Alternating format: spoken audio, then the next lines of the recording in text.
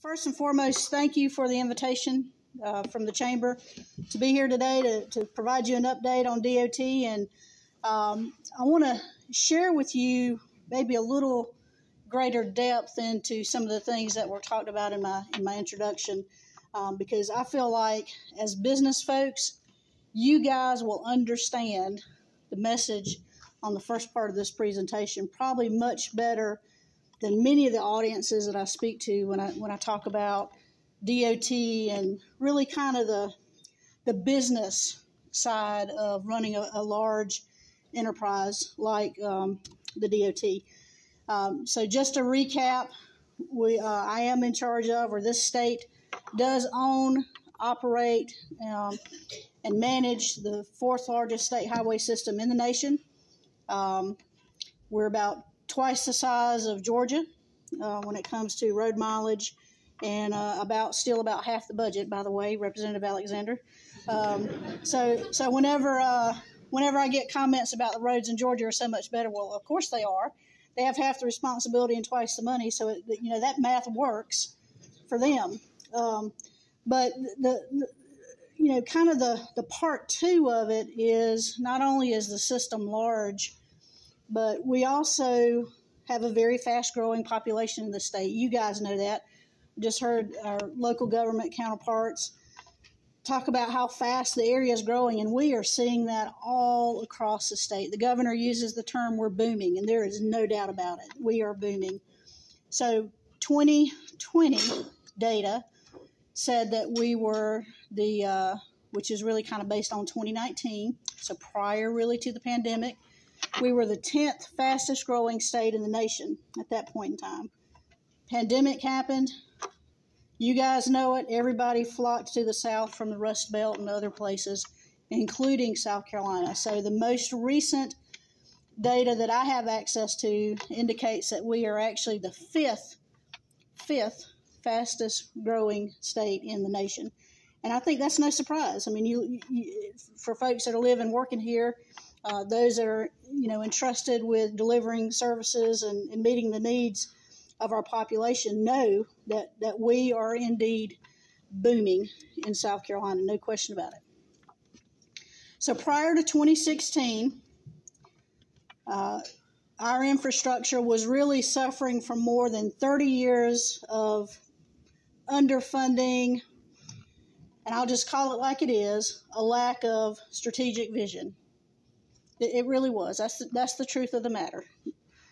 And so when I became secretary, this really, really came home to me when I asked two very simple questions, almost day one on the job. And the first question was, how much are we spending on paving projects across the state? Okay, I was asking my internal staff this question, people that should know, right?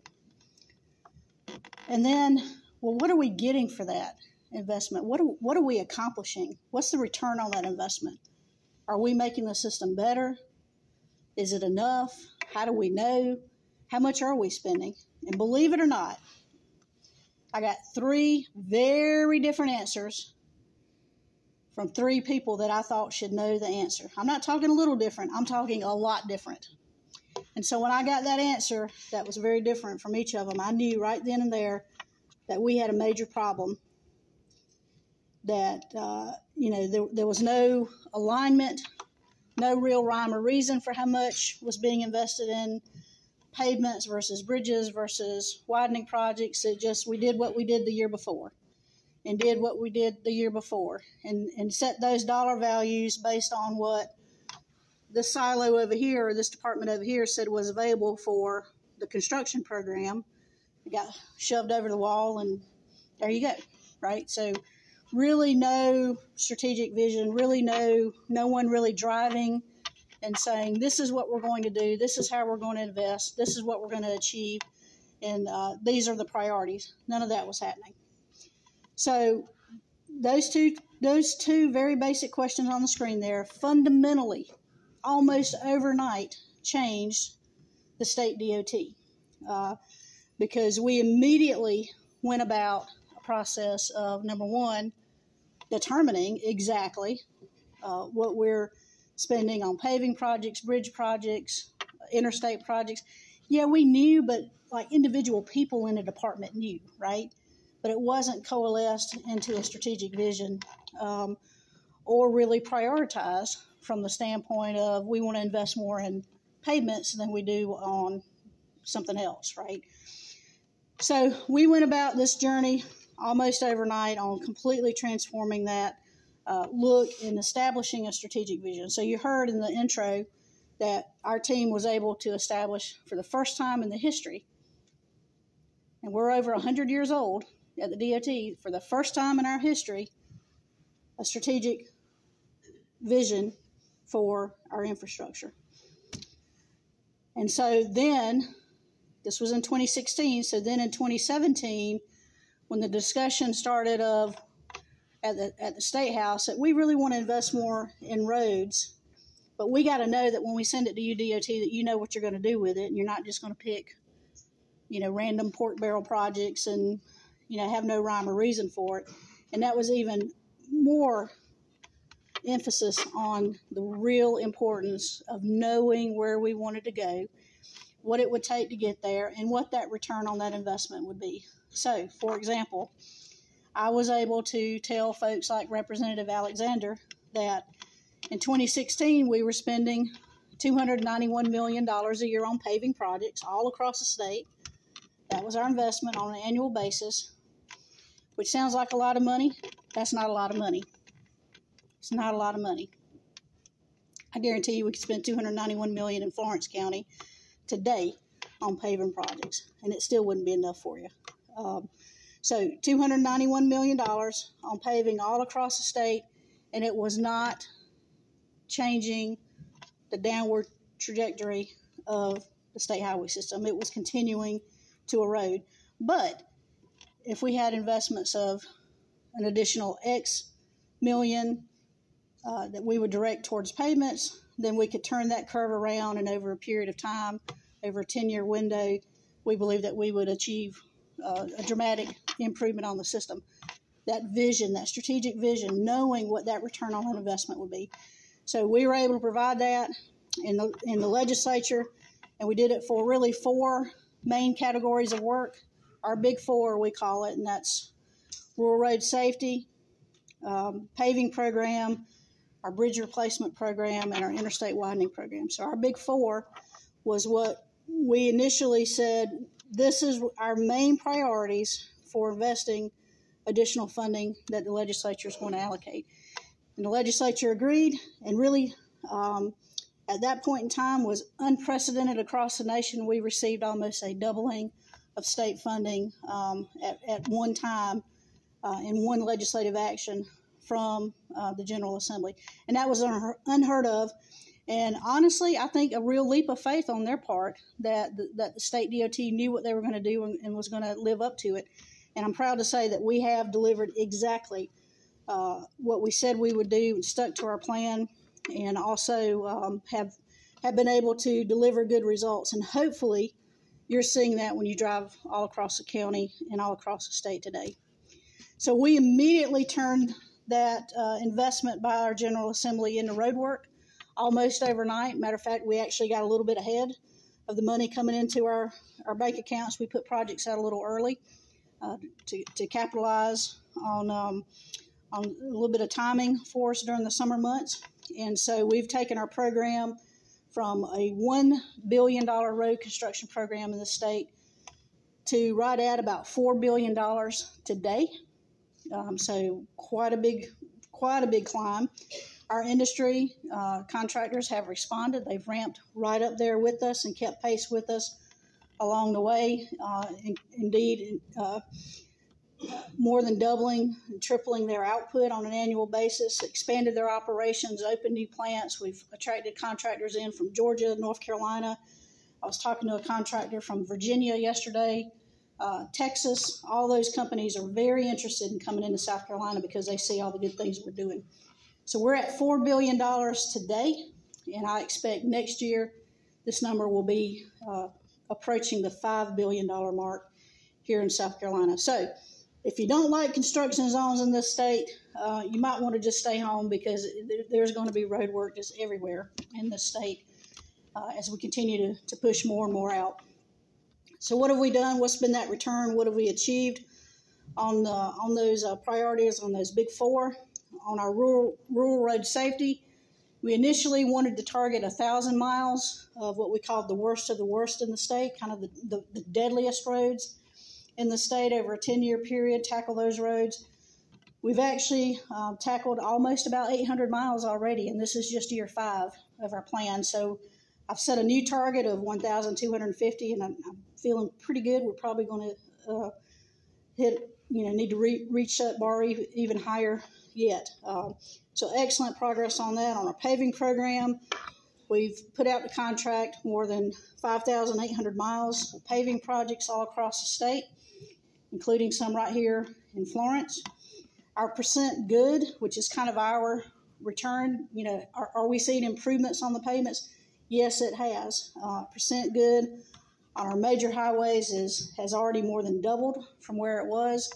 And I believe the last data point I looked at for Florence, you're approaching about 60% good on your major roads on pavements here in Florence. So that's an excellent indicator of just how great that investment is translating into better roads for the communities. And that's, again, only 5th year in of a 10-year program. Bridges, 274 bridges have been replaced or major repairs done to remove the load restriction on those. We had a target a little bit lower than 500. I actually raised it to 500 within the last 6 months, because we're making, again, great progress on bridge projects, including some right here in Florence. Our interstate program, we initially had targeted about 140 miles of widening work on the interstates. We've actually raised the bar on that, thanks to some actions of the General Assembly that I'll touch on in just a few minutes. So we've changed that to more than 215 miles of interstates widened in South Carolina. Think about that. 215 miles of interstates widened in South Carolina. That's amazing. That's simply amazing over a 10-year period. And then we've got more even behind that that's scheduled to go to contract. Big investment on our interstates. We've already pushed out the contract and completed several projects and several underway currently. A little more than 100 miles of that 215 is already under contract. So I talked about the big four, rural road safety, paving, bridges, and interstate work. So what's left out of that? I know y'all think about it all the time, right? And I heard the city talk about it. What about mobility off interstate? How are we able to navigate these congested roads in our municipal and county areas? How about opening up areas in some of the rural areas for economic development? What are you doing about that, DOT? That was one of the items that was initially not, funding wasn't increased for in that initial push in 2017. But thanks to the legislature and some additional federal money, how many of y'all heard there's all this big federal money coming to the state? A few people? Okay. First of all, don't believe the rhetoric. There is money coming. There's no doubt about it. But the numbers that are being thrown around include what I call the baseline numbers, money that we were already getting. So $5 billion out of the reported $6 billion that's coming to the state, we're already getting and already planning for these bridges and interstate work and things like that. So it's already committed. But there is about $1 billion over 5 years, about $250 million a year additional. That's formula-driven coming to the state. So we said, with that additional money, we knew that was an area of underfunding, right? Going back to that strategic vision of what are the buckets and the things that we want to accomplish and what do we need to have as a return on that investment. We knew that widening projects that are not on the interstate, in the connecting roads to the interstate or in some of the city limits or even out in the rural areas to open it up to economic development was an area that needed investment. And so when this money came our way, we said that's where it has to go. Again, knowing our plan, assigning the dollars to a plan that we'd already established, was the way to go. And so, so with that additional investment, we've pushed. Every time I get asked the question, or every time additional funding comes our way, what do you want to do with it? Where does it need to go? What's the next best use of it? Isn't it great to have that vision, that strategy, and knowing where it needs to go without having to sit there and figure out, well, where do you want it to go? Right? That's the worst question. That's the worst question I could ask back to somebody that's saying, we're going to send you some funding. We should already know the answer to that before the question's even asked. So when that question came, or the funding came at the federal level, we knew exactly where it needed to go, and that's where we've placed it in boosting that program. I talked about the federal increase. It's about this year was about $267 million additional federal funds, so it ranges between $250 to $300 on a given year. But we needed more state matching dollars to be able to draw that money down. So federal money is not free money. It comes with a lot of strings, huge amount of strings. Matter of fact, I think it actually costs you 30% more to do a project when you use federal funds. Not to mention the time that it adds because of all the red tape that comes along with it. So we knew that we needed additional matching money. We went to the leaders of the General Assembly and said, hey, this federal program is coming, it's boosting. We want to make sure we get our fair share of it. We need at least $100 million to make the match for that and fully draw down everything we've got. Here's where it would go based on our strategic plan.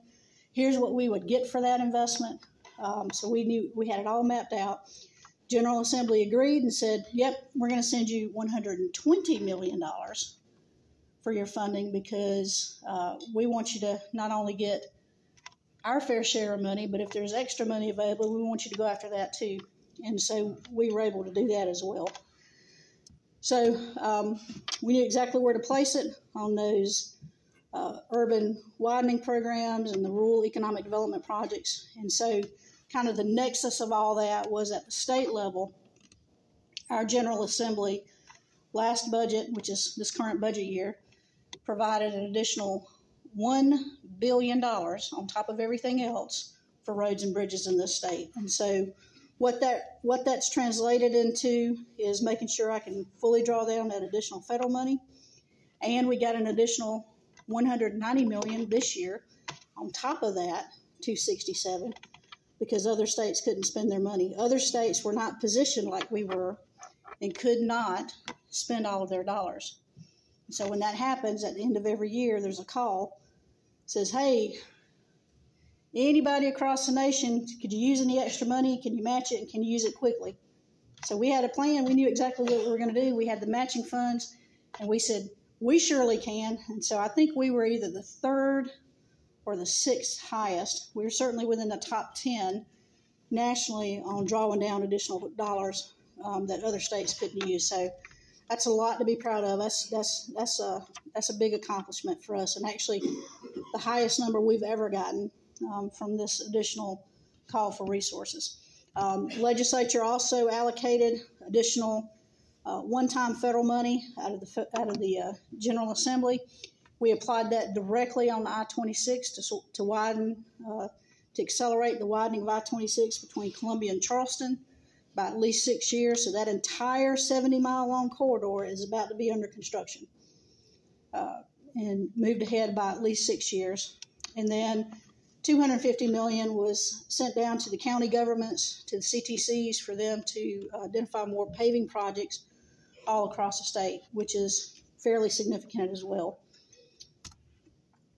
So kind of gave you a lot of kind of history on our strategy and vision and why we do what we do and why we're able to quickly respond whenever additional dollars comes our way, and we're not, standing around wondering what we're going to do. We already know where we want to apply it. So what is this really translated to at the local level here in Florence?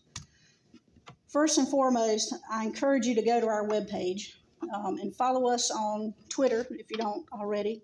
Kelly Moore, who's with me today, is our Director of Strategic Communications, and she does a great job of pushing good, useful information out.